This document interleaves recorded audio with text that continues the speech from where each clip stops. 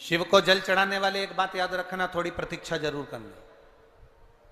परीक्षा वो करेगा, प्रतीक्षा तुम करिए। शिव को जल चढ़ाने वाला प्रतीक्षा करना, इंतजार करना। इतनी जल्दी डोलना मती कि मेरा काम नहीं हुआ तो मैं मंदिर नहीं जाऊंगी, मेरा काम नहीं हुआ तो मैं शंकर जी के मंदिर नहीं जाऊंगी। आप मंदिर के अंदर भी नहीं जा सकते तो शिवालय के सामने से, मंदिर के सामने से निकल कर जाते जाते श्री शिवाय नमस्तुभ्यम कहते भी निकल गए तो भी बाबा सुन लेता। सरल है शिव, सहज है शिव।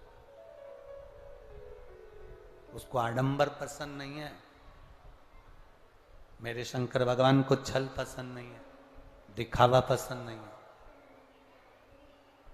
सुगंधा कह रही है बाबा आपके नेत्र खुले हैं, आपके नेत्र खुले हैं बाबा, आप मुझे बताएं मैं कौन से महीने से 16 सोमवार के व्रत प्रारंभ करूं, उसका विधान क्या है, क्या विधान।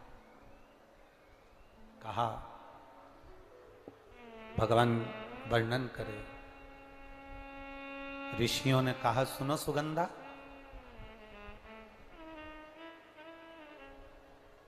ये 16 सोमवार का व्रत कोई साधारण नहीं है। सुगंधा,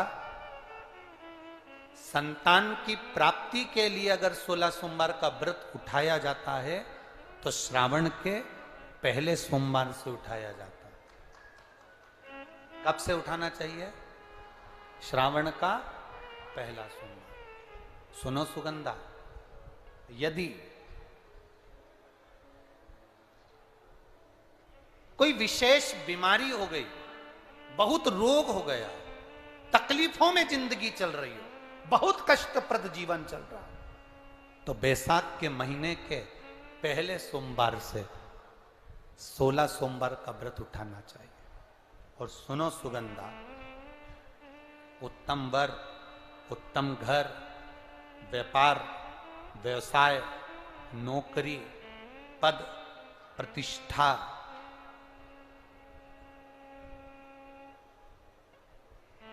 के लिए अगर हमें व्रत करना है तो मार्गशीर्ष मास का पहला सोमवार से इस व्रत को प्रारंभ कर देना चाहिए। मार्गशीर्ष मास का पहला जो सोमवार हो उसमें इस व्रत को प्रारंभ कर लो। और सुनो सुगंधा, ये व्रत दोपहर के तीसरा जो पहर हो, प्रदोष काल, उस प्रदोष काल के समय पर आप इस शिवलिंग की पूजन अपने घर में पार्थिव बनाकर स्मरण कर कर भगवान देव अधिदेव महादेव के लिए प्रसाद तैयार कर कर, आप जिस भाव से भगवान शंकर का आटा सेक कर या चूरमा बनाकर या मलिदा बनाकर जो भी आप बना रहे हैं, उससे 3 हिस्से प्रसाद के इस 16 सोमवार के व्रत में भी होते हैं। कितने हिस्से होते हैं? 3 हिस्से। पशुपति व्रत में 16 सोमवार के व्रत में एक अंतर भारी है। पशुपति व्रत में 2 हिस्से मंदिर में रह जाते हैं, एक हिस्सा अपने साथ आता है और स्वयं को खाना पड़ता है। पर 16 सोमवार के व्रत में यह भाव है, एक हिस्सा भोलेनाथ का रहता है, दूसरा हिस्सा भक्तों के लिए, शिव भक्तों के लिए रहता है, और तीसरा हिस्सा आपके लिए रहता है। यदि पूरा ना पा सकें तो दूसरे को भी आपके हिस्से का प्रसाद दे सकते हैं, प्रदान कर सकते हैं। अब आ जाओ, बड़ा सुंदर प्रसंग।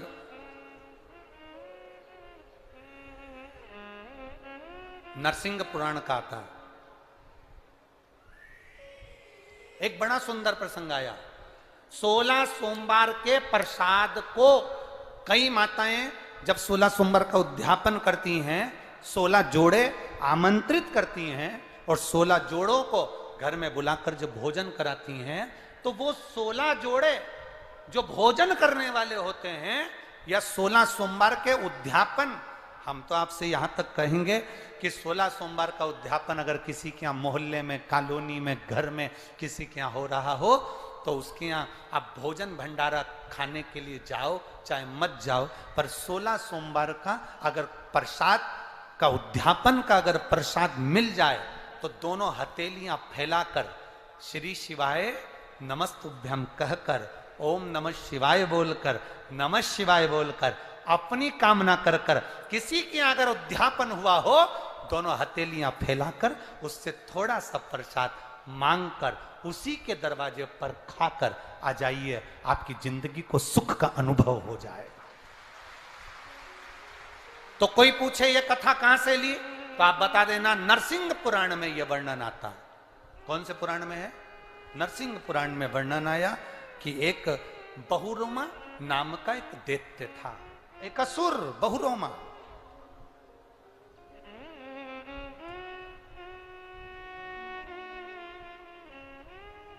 एक बार बहुरोमा नामक का ये दैत्य, ये असुर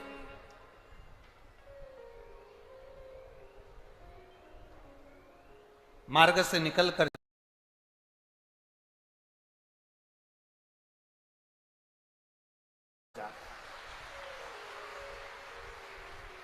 आप लोगों में से कोई आवड़ी, कुआं, नल दूर है या बाहर है तो प्रयास करना कि वो बाल्टी, वो हंडा, वो घगरा आप उसको भरकर मंदिर में जरूर रखकर आना।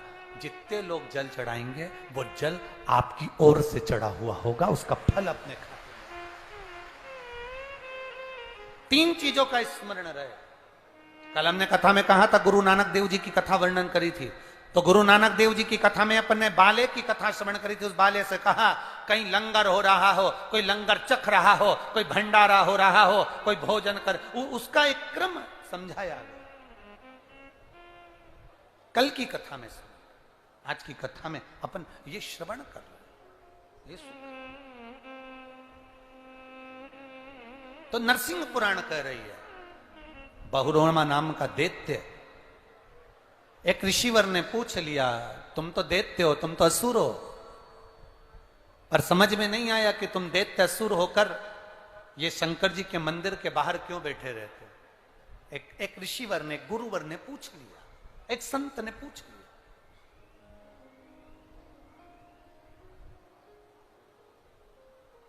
कल कथा में कहा था, जिसको जनता चुनती है वो संसद में बैठता है, जिसको भोलेनाथ चुनते हैं वो शिव महापुराण में बैठता है।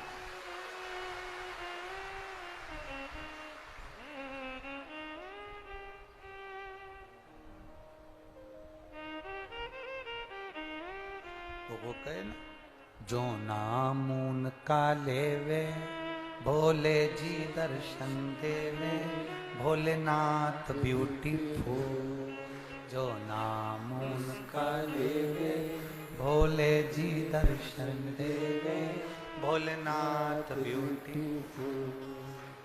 शिव अकेले ब्यूटीफुल नहीं, जो नाम उनका लेवे भोले जी दर्शन देवे, भोलेनाथ ब्यूटीफुल। जो नाम ले रहा है, जो गुणगान कर रहा है,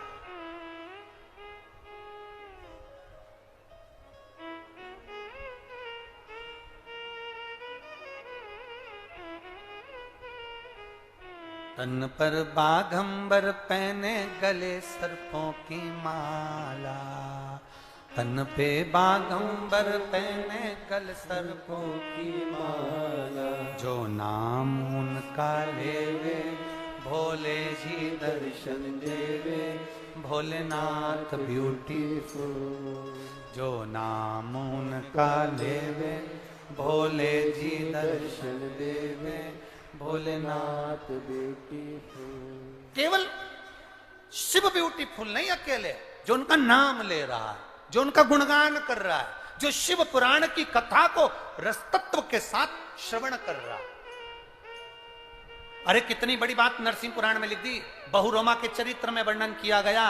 अगर सुनो बहुरोमा, ऋषिवर कह रहे हैं, सुनो बहुरोमा, सुन बहुरोमा, अगर संसार का मनुष्य, संसार में रहने वाला जीव जिंदगी में अगर 16 सोमवार का व्रत भी नहीं कर पाया, और अगर 16 सोमवार की मात्र शिव तत्व कथा को श्रवण कर लेता है तो 16 सोमवार के उद्यापन और व्रत का फल मिल जाए।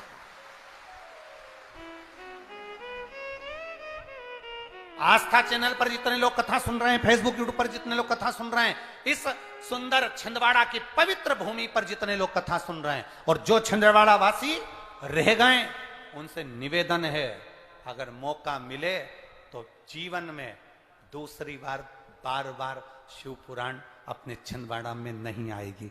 बड़ी मुश्किल से कहीं आदरणीय माननीय कमलनाथ जी की इस चित्त वृत्ति में ये कथा बैठी और उन्होंने इंदौर में आकर निमंत्रण दिया।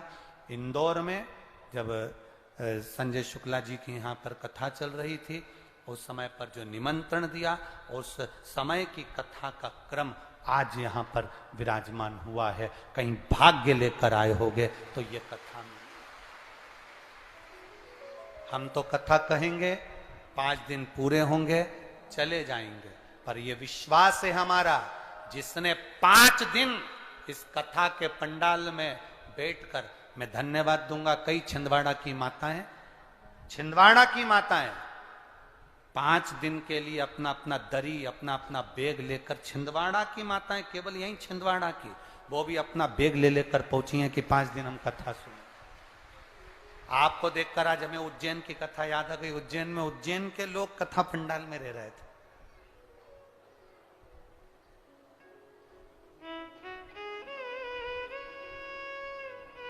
क्या देता है वो उसी के हाथ में।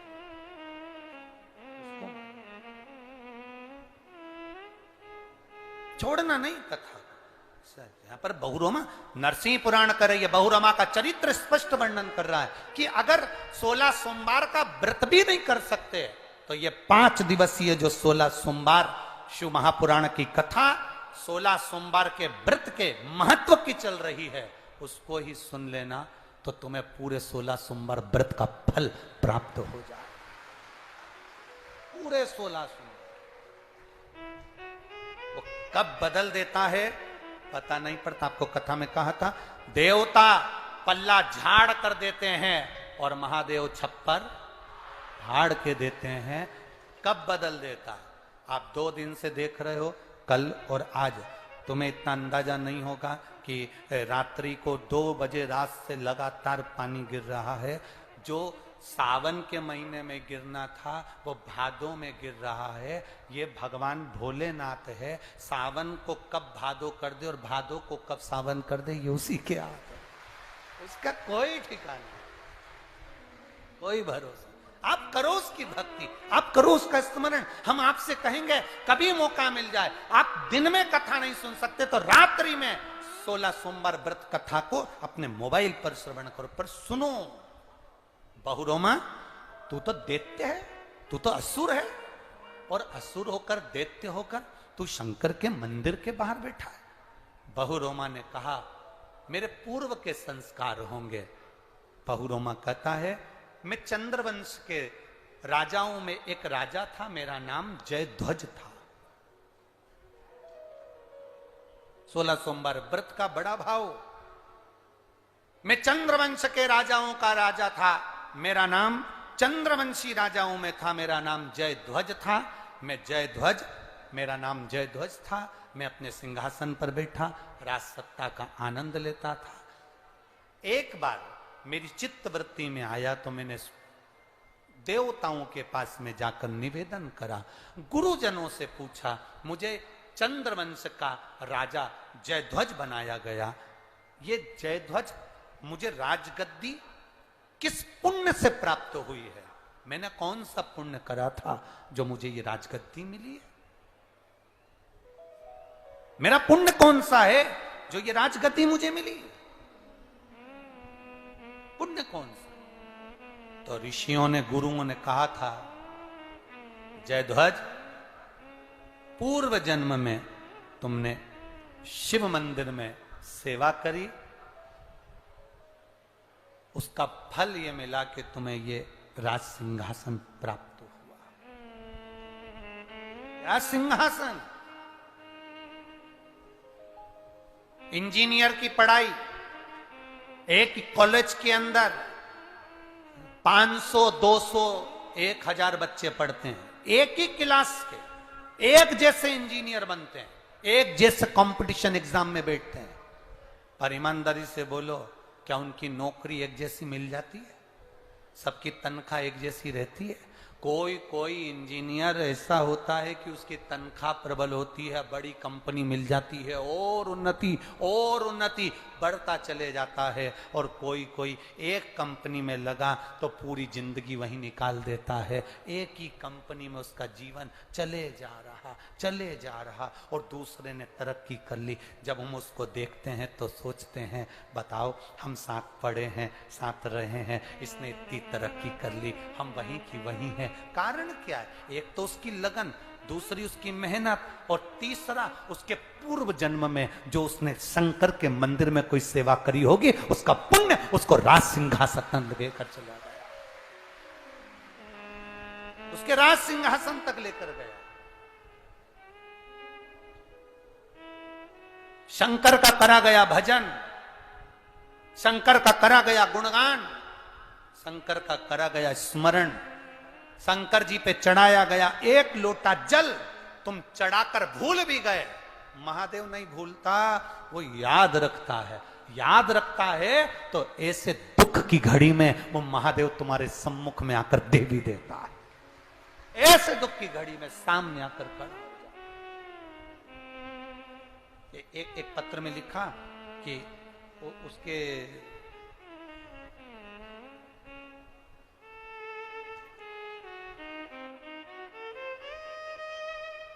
उमा कोले, मेरा निवास पंप हाउस कॉलोनी, चंदन गांव, छिंदवाड़ा, मध्य प्रदेश की हूं। कहीं पर बैठी हैं? कहीं बैठी हो तो हाथ हिला सकती हैं। उमा कोले, मेरा निवास पंप हाउस कॉलोनी, चंदन गांव, छिंदवाड़ा, मध्य प्रदेश की हूं। मेरा मोबाइल नंबर यह है। मेरा बेटा विकलांग है, मानसिक कमजोर है, सुनाई नहीं देता, चल नहीं पाता, जन्म से वो पलंग पर पड़ा रहता, जन्म से उसको सुनाई नहीं देता, कानों में कुछ असर नहीं होता, पैरों से चल नहीं सकता। गुरुदेव, फिर भी मेरी पड़ोसन ने मुझसे कहा, एक बार पशुपति व्रत तो कर, तेरे बेटे का हाथ लगवाकर शंकर को जल तो चढ़ा। मैंने उससे कहा कि उसको ना तो सुनाई देता है, ना वो चल पाता है, बचपन से पलंग पर पड़ा है, इतने साल निकल गए, क्या चलेगा, क्या सुनेगा? मेरी पड़ोसन ने कहा, वो सीहोर वाला महाराज एक लोटा जल सारी समस्या का हल बताता है, एक लोटा जल चढ़ाने में क्या जाता है, चढ़ा तो सही। गुरुदेव, मैं उमा कोले, मेरी जिंदगी में ऐसा मैंने कभी नहीं देखा। बेटे के हाथ से पानी लेती थी, शिवजी को चढ़ाती थी। एक दिन बेटा पानी के लोटे को नहीं छोड़ा, मैं उसको ही लेकर मंदिर धीरे धीरे घसीटती हुई चली गई। बाबा, क्या मैं क्या वर्णन करूं, आज मेरा बेटा अपने पांव से चल रहा है, आज मेरा बेटा अपने पांव से चल रहा है। बाबा पर चढ़ा हुआ जल उसके कानों पर लगाती थी, आज मेरा बेटा सुन रहा है, इसलिए मैं बाबा को यहां नमन करने। ये शिव तत्व है, ये घड़ी है। अकाल मृत्यु वो मरे जो काम करे चंडाल का, और काल उसका क्या बिगाड़े जो भक्त हो मां काल का। मैं उमा कोले, मेरा निवास पंप हाउस कॉलोनी, चंदन गांव, छिंदवाड़ा की रहने वाली। ये शिव तत्व की प्राप्ति, ये ओघड़ी की प्राप्ति है। वो क्या देगा आपको, सीहोर वाला महाराज भी नहीं बता सकता कि वो क्या देगा। आप सबको धन्यवाद देना चाहिए, माननीय कमलनाथ जी को, जो ये शंकर की कथा को लेकर यहां, ये शिव तत्व को लेकर यहां तक पहुंचे। दुनिया के लोग अगर किसी राजनेता की यहां कथा होती है तो कहते हैं राजनेता में कथा हो रही है। हम कहते हैं राजनेता कथा नहीं करवाता, कथा तो भोलेनाथ जब कृपा करते हैं तब होती है।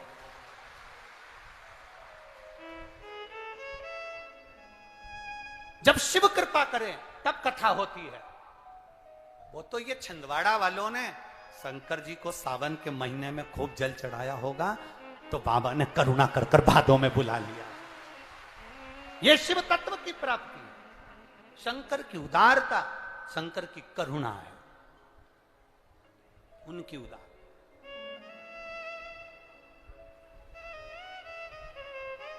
हमने माननीय कमलनाथ जी से पूछा था कि चुनाव का समय है, आपको बार बार जाना पड़ेगा, कथा में कैसे बैठ पाओगे? कहा गुरुजी, छिंदवाड़ा वासियों के लिए कथा है, संपूर्ण प्रदेश और संपूर्ण देश के लिए कथा है। मैंने आपकी कथा मोबाइल पर बहुत सुनी है गुरुदेव, बस एक अभिलाषा है, छिंदवाड़ा की कथा भी मैं अगर यहां नहीं भी बैठ पाया तो मेरा नियम है, मैं रात्रि को कम से कम 3 घंटा आपकी कथा जरूर सुनूंगा। यह शिव तत्व की प्राप्ति, इसको औघड़ी कहते हैं, शंभु कहते हैं। हमने पूछा रात्रि को सोते कब हो? गुरुदेव, कार्य बहुत रहता है राजनीति के अंतर्गत, तो जगना भी बहुत लेट तक होता है। फिर तो सुबह लेट उठते होगे? नहीं नहीं गुरुदेव, उठना भी जल्दी पड़ता। कोई भी सदस्य जब चाहे तब हमको फोन लगा कर देख ले, हम जगह की जगह ही मिलेंगे, हम जागे की जागे ही मिलेंगे। ये शिव भक्ति का एक तत्व है। कथा कब सुने, कथा का स्मरण कब करे, कथा रस तत्व कब? अभी हमने आपको कहा सुनो, श्रवण कर। हमने इंदौर में एक बार कथा में कह दिया था कि जो तुम कथा यहां से सुनकर जाते हो वो अपने घर के लोगों को सुनाओ। एक नई नवेली बहू जिसकी शादी 6 महीने हुए थे, वो कथा में आके बैठ गई, घर पे जाकर कथा सुना देती। उसका पति तीसरे दिन कथा में आ गया। पत्नी ने कहा गुरुदेव, आज मेरे पति आए हैं। हमने उससे पूछ लिया, तू 2 दिन कथा में नहीं आया, आज कैसे आया? उसने कहा रात को 9 से 12 सुनने से अच्छा है दिन में 2 से 5 सुन लो। कथा सुन के आती है, पूरी कथा मुझे सुनाती है। जरा सा भी नींद का झपका लगता है तो पांव दबाते दबाते चिमटा फोड़ देती है। 7 दिन की कथा में 5 बार चिमटा फोड़ दिया इसने। गुरुदेव, इसलिए मन कर गया मैं तो कथा में जाकर बैठ जाऊं। तो ये जितने जीजा बैठे दिख रहे हैं, इनको मालूम है घर जाएंगे वो सुनाएगी, सुन लो, अच्छा है। अब इनने सोचा अपन जाके सुना देंगे कि आज महाराज सियोर वाले ने ये बोला है। तत्व की प्राप्ति करिए। ये चंदन नगर में रहने वाली बहन लिख रही है, जिसका बेटा पलंग पर पड़ा रहता था, नहीं सुनता, विकलांग, वो भी जल चढ़ाकर पहुंच गए। हमारे पास कोई विद्या, हमारे पास कोई भभूति, हमारे पास कोई मंत्र, हमारे पास कोई बेल, हमारे पास कुछ भी नहीं है। केवल एक ही चीज है कि आपके घर के पास जो शंकर का शिवालय हो, वहां जाओ, शंकर को रिझाओ, वो तुम्हारा हो जाए, तुम उसके हो जाओ। इसके सिवाय कुछ नहीं, कुछ भी नहीं। कई लोग कहते हैं हमें गुरुजी से मिलना। हमने कहा हमसे मिलकर क्या करोगे? गुरु से मिलने की इतनी तमन्ना रखते हो, एक बार बाबा से मिलने की तमन्ना रखी है, वो मिल सकता है।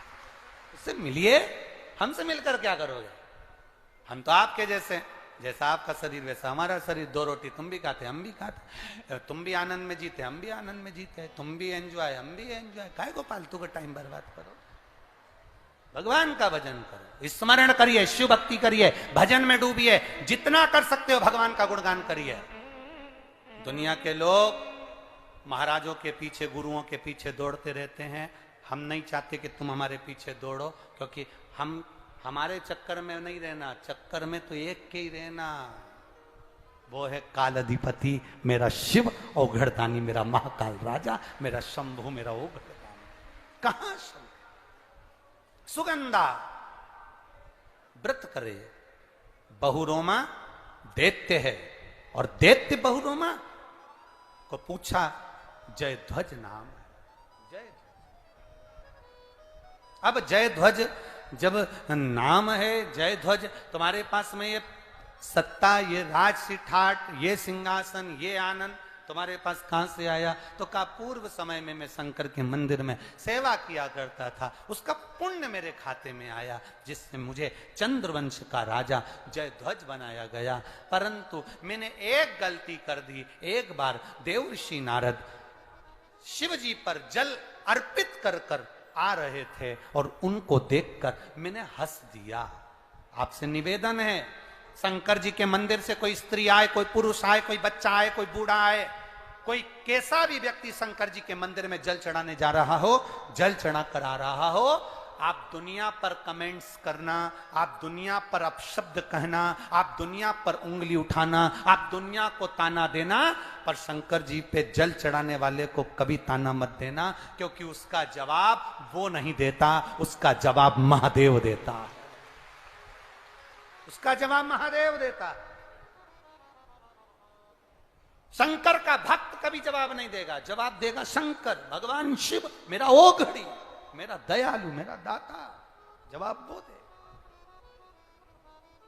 मैंने गलती कर दी, जयध्वज कहते हैं मैंने गलती कर दी। गलती क्या करी? देवऋषि नारद शिव जी के मंदिर से आ रहे थे, जल चढ़ाकर मैं उनको देखकर हंस दिया। हंसा मैं।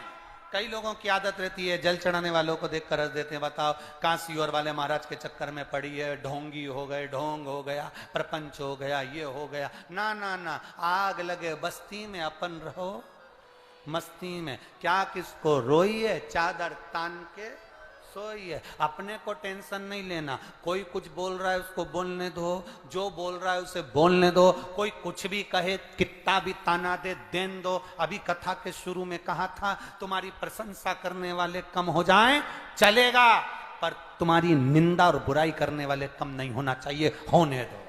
तुम्हारी तरक्की उसी से है, तुम्हारी उन्नति उसी से। गलती हो गई थी, मैं हंस दिया। देवऋषि नारद ने मुझे श्राप दे दिया, तुम असुर हो गए, राक्षस हो गए, अब मेरा कल्याण कैसे होगा? तो कहा तुम्हारा कल्याण केवल एक ही बात से होगा। कहीं कोई व्रत कर कर 16 सोमवार का आनंद लेकर कोई शिवालय देवालय में जाकर सफाई करो, पूजन करो, अर्चना करो।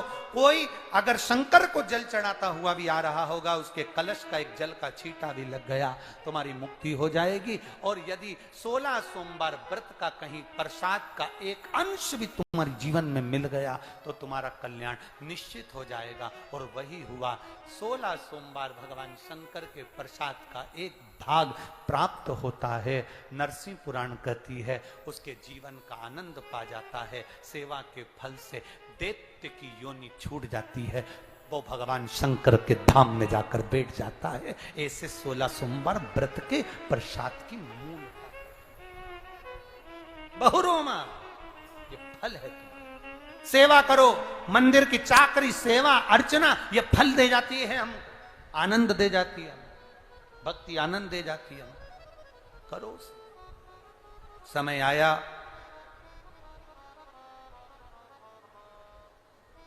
सावन का महीना, बैसाख का महीना, और तीसरा जम के बोलो मार्ग शीश का महीना।